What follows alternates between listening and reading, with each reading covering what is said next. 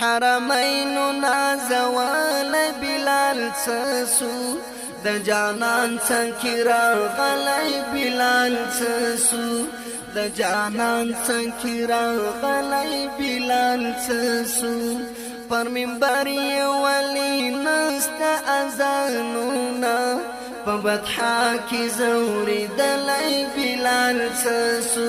حدیث شریف کې راځي د نبی پاک صلی الله علیه وسلم سره یو چا سوال وکړي چې ای د الله رسوله هغه کوم شی دی چې په هغه سره انسان جنت له راځي.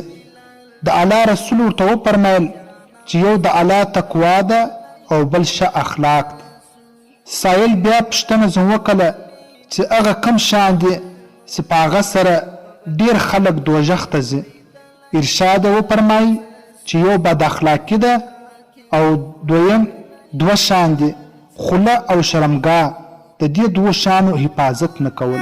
اواز روڼا راوړله چې پر زړونو یې اواز روڼا راوړله د جذبو